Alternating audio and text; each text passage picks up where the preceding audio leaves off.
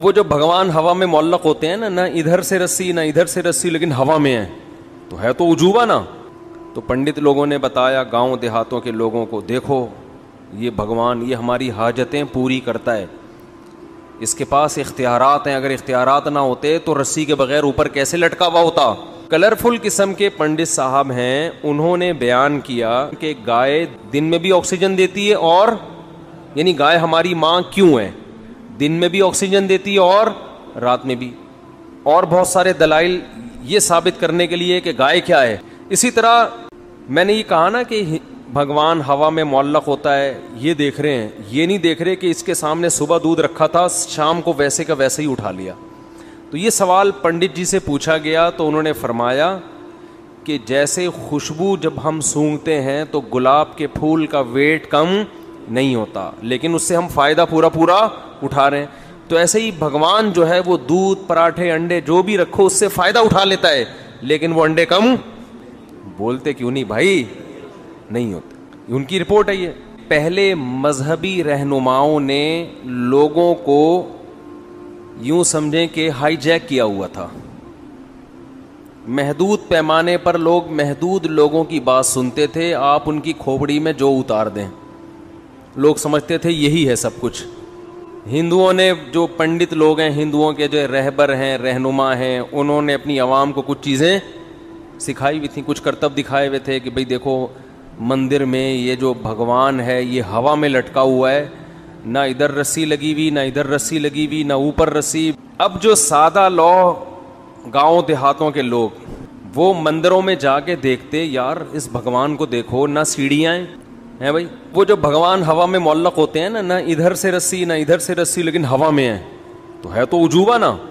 تو پنڈت لوگوں نے بتایا گاؤں دیہاتوں کے لوگوں کو، دیکھو یہ بھگوان یہ ہماری حاجتیں پوری کرتا ہے، اس کے پاس اختیارات ہیں، اگر اختیارات نہ ہوتے تو رسی کے بغیر اوپر کیسے لٹکا ہوا ہوتا. اب انسانی عقل جب ماری جاتی ہے نا تو بس پھر اس کی کوئی بریکیں نہیں ہیں. لوگ یہ نہیں دیکھ رہے کہ بھائی، اچھا لوگ یہ دیکھتے ہیں یار واقعی یار ہم تو نہیں لٹک سکتے، یہ پتھر کی مورتی لٹکی ہوئی ہے، اس کا مطلب کچھ تو ہے، اس کا مطلب کچھ تو ہے. اب اس سے مرادیں مانگ رہے ہیں، منتیں مانگ رہے ہیں، دودھ اس کے سامنے لا کے رکھ رہے ہیں، شام کو اٹھا کے واپس لے جا رہے ہیں. صحیح ہے نا. بھگوان ہلنے کا نام ٹس سے مس نہیں ہو رہا، یہ نہیں دیکھ رہے، یہ دیکھ رہے ہیں کہ اوپر لٹکا کیسے. اب یوٹیوب سوشل میڈیا ہر چیز اتنی عام ہو گئی ہے کہ کسی نے ایک مندر میں بھگوان کو پکڑ لیا کہ بھائی وہ میگنیٹ لگا ہوا ہے، بھگوان کے اندر کیا ہے لوہا ہے، تو میگنیٹ سے کیا کیا ہوا ہے وہ قابو کیا ہوا ہے نا. میگنیٹ چاروں طرف مقناطیسی لہریں ہوں تو وہ ایسے ایڈجسٹ ہو جاتی ہیں.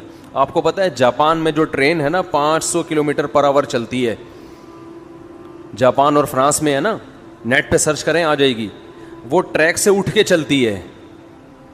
سمجھ رہے ہو؟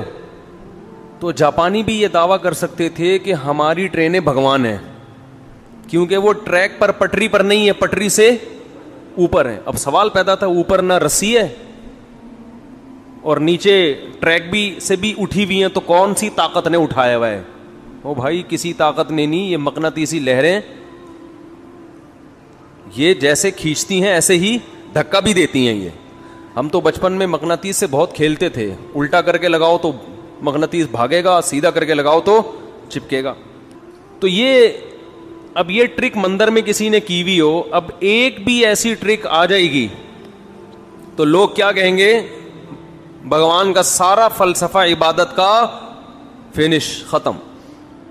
میں جو روحانی ٹوپی ڈراموں کے بہت خلاف ہوں نا، عامل کا لفظ میں روحانیوں کے لیے بولتا ہی نہیں، یا عامل کا لفظ ہی مجھے برا لگتا ہے، ٹوپی ڈرامہ ہی صحیح ہے ان کے لیے. روحانی ٹوپی ڈرامے ایک کام پتہ ہے کیا کرتے ہیں؟ آپ کو جادو ٹونے کے بہانے کہ فلاں نے جادو کیا ہوا ہے، انڈے میں سے سوئیاں نکال کے دکھائیں گے آپ کو. یہ بہت کرتے ہیں، یوٹیوب پہ یہ بھی پکڑا گیا ہے کہ یہ کیسے کرتے ہیں. آپ سرچ کریں گے، پہلے بہت مفتیوں نے الو بنائے ہیں لوگوں کو، جو اپنے نام کے ساتھ کیا لگاتے تھے؟ مفتی. روحانیت کے نام پہ بڑے بڑے اداروں کے بڑے بڑے بزرگوں کے خلیفاؤں نے یہ جو سوئیوں والا سیٹ اپ ہے نا، اس کے نام پہ لوگوں کو کیا بنایا ہے؟ الو.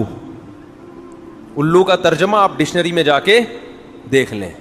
اگر آپ کو وہ جیسے ایک آدمی نے 1 سال بعد کیس کیا عدالت میں کہ اس نے مجھے گینڈا کہا ہے, ایک بندے پہ کیس کیا کہ اس نے مجھے کیا کہا ہے, گینڈا. عدالت نے کہا کب کہا تھا؟ اس نے کہا 1 سال پہلے. اس نے کہا کیس آج کیوں کر رہے ہو بھائی؟ کہہ رہے گینڈا میں نے آج ہی دیکھا ہے, مجھے کیا پتا تھا ایسا گینڈا ہوتا. تو اس لیے ڈکشنری میں آپ الو کا لفظ سرچ کریں, پھر آپ کو پتا چلے گا. الو دیکھ کے اندازہ ہوگا کہ روحانی علاج والے آپ کو یہ بنا رہے ہیں, پھر آپ کو ان پہ کیا آئے گا؟ غصہ آئے گا, ورنہ نہیں آئے گا. تو یہ انڈے سے سوئیاں نکالنا, پتلے پہ سوئیاں نکالنا, یہ بڑی ٹرک ہوتی ہے ہاتھوں کی, یہ سب کرتے ہیں. آج یوٹیوب پہ دیکھ لیں, پڑا ہوا ہے. تو اب کیا ہے, کیونکہ اللہ نے دین کو دنیا میں غالب کرنا ہے نا, تو اب دیکھو ضرورت ایجاد کی ماں ہے. جس چیز کی ضرورت ہوتی ہے اللہ اس چیز کو پیدا کرتے ہیں. آج اگر یہ زمین کی رگوں میں پیٹرول دریافت نہ ہوتا تو انسان زندہ رہ سکتا؟